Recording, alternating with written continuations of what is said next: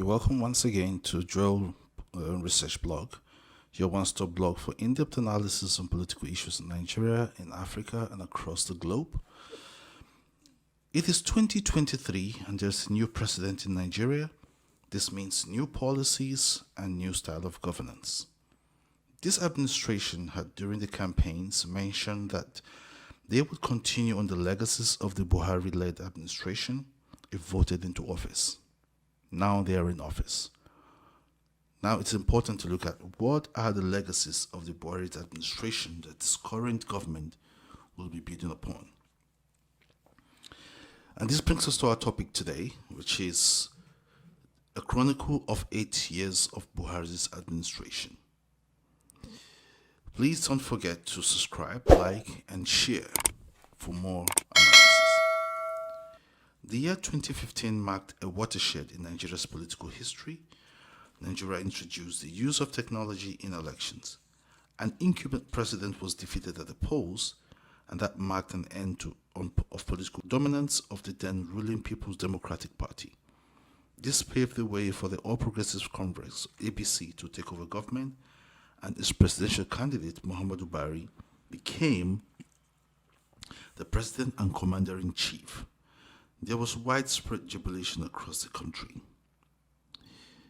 especially in the northern part, who had fought tooth and nail to reclaim power at the center after the death of Umar Yar'Adua. When Muhammadu Buhari and his vice, Yemi Osinbajo, assumed office on May 29, 2015, the country was bedeviled by insecurity, especially in the northeast, where the dreaded Boko Haram was having a field day, and the lingering case of the adopted Chibok girls allegedly by the insurgent.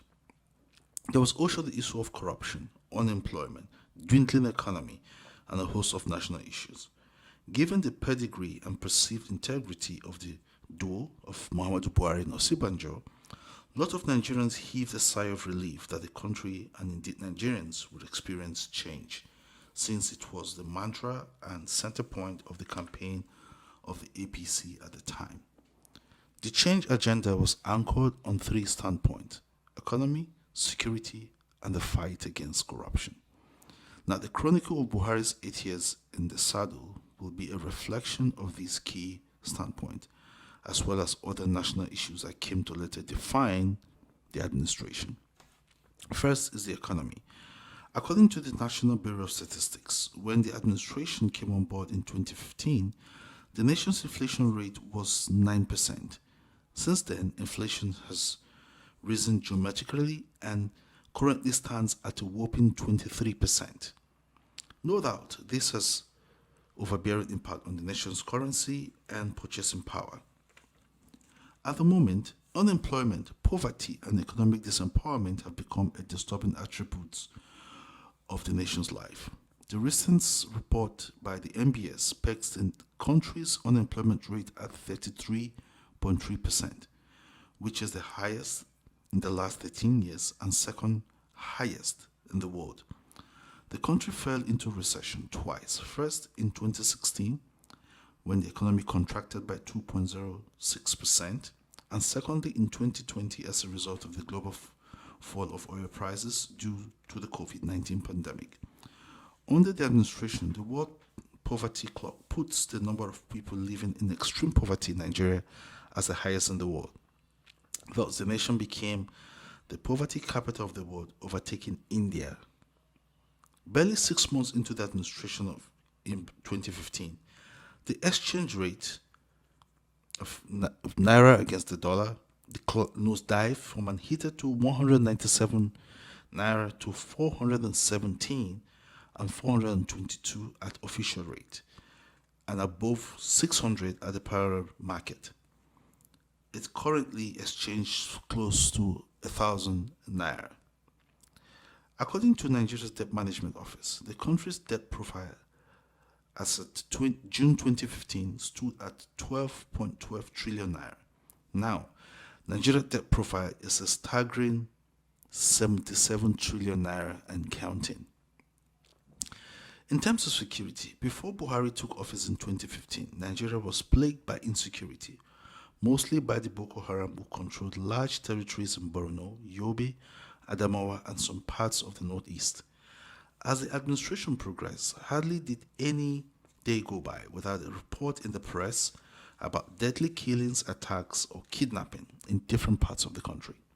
According to Nigeria's security tracker, in the first quarter of 2022, at least 2,968 people were killed from different atrocities, while over 1,487 were killed by bandits. Unprecedentedly, a federal prison in the FCT was attacked by terrorists. The train en route Kaduna from Abuja was attacked and scores were killed and others adopted for ransom. Banditry held sway in northwest. Thousands were killed in southern Kaduna, Zamfara, Kebbi, Sokoto, and Katsina, not to mention the incessant killing in Benue and Plateau State in what has been described as farmers-herders clashes. This is not to mention the increased call for secession by the Biafra and Oduduwa, and of course, Nigerians will not forget in a hurry the adoption that took place in Dapchi, in Yobe, and where Leah Sheribu is still in captivity. Now, in terms of corruption, in 2020, which is within 5 years after assuming office, the country's score in the perception of corruption averaged 25 to 28%, according to Transparency International. Reality check shows that without doubt, Buhari did not fight corruption as he had promised. This is coming against a backdrop of government officials who have been fingered in high-level corruption. We have the Accountant General, we have Buratel, who was Chief of Army Staff, corruption in aviation, the humanitarian ministry, and the issue of the school feeding, and a host of other issues that Nigerians will not forget in a hurry.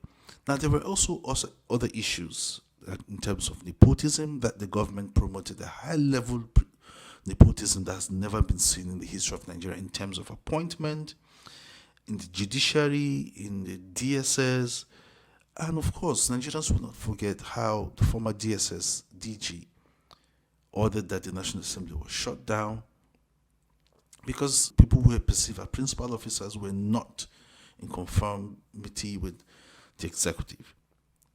Up to this moment, Nigerians have not been told what happened, who authorized it, and so many other things that happened under the Buhari's administration. There was also the issue of human rights abuses, which led to the model of all protests in Nigeria, the NSAS, and the killings that happened in the course of the NSAS. We have, of course, the absence of office of the president for health reasons in the UK, and Nigerians have still not been told who paid for the medical bills and what transpired.